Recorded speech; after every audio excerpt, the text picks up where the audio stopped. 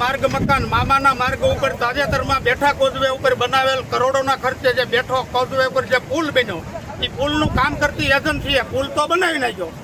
આ રૂરલ ગ્રામ્ય વિસ્તારો માટે આશીર્વાદરૂપ આ પુલ બની ગયો, એમાં ના નહીં. પણ આ પુલ બનાવ્યા બાદ જે સમારકામ કરવું જોઈએ સમારકામ નહીં કરતા રેવન્યુ સર્વે નંબર 372 બિનખેતી મફત પ્લોટ તાલુકા પંચાયતે પાડેલ 214 વસાહત જે ગરીબ ગુરબા શ્રમિક પરિવારની જે મિલકત છે એ મિલકતની અંદર અત્યારે 4-20 વર્ષથી બેફામ પાણી ગરી ગયું.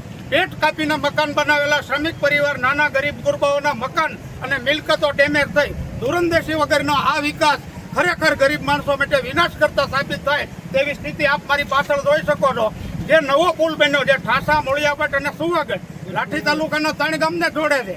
ભાવનગર જિલ્લાના ગઢડા સ્વામીના તાલુકાના વિકળિયા, અડમતિયા અને ઠોંડા, એવી જ રીતે સિહોર તાલુકાના ભૂતિયા, સરકડિયાના અનેક રૂરલ ગ્રામ્ય વિસ્તારોના 3 જિલ્લાઓના 25થી વધુ ગ્રામ્ય વિસ્તારોના ગામડાઓને જોડતા આ પુલ ઉપર બેઠા કોઝવે ઉપર પુલ બનાવવાની માંગણી તો ઘણા વર્ષોથી હતી. સરકારે આ બેઠા કોઝવે ઉપર પુલ બનાવીને ગ્રામ્ય વિસ્તારો માટે આશીર્વાદરૂપ કામ કર્યું છે. પણ જામનગરની બહાર નીકળતા ઠાસા રોડ મફત પ્લોટ નામના વિસ્તાર તરીકે ઓળખાતા વિસ્તાર માટે અનેક ગરીબ ગુરબાઓ માટે હાલાકીરૂપ આ પુલ સાબિત પ્રથમ વરસાદે થયો છે. વગર લોકાર્પણે આ પુલ આજે ચાલુ તો થઈ ગયો.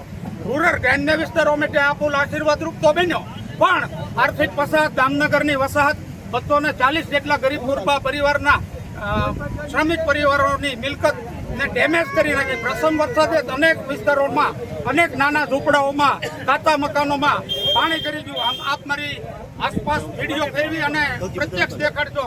સમગ્ર આર્થિક પછાત વિસ્તાર આખો અત્યારે પોતાના ઘરમાં રાંધી ખાઈ શકે નહીં તેવી રીતે આ વિસ્તારની પ્રજા અત્યારે બહાર છે.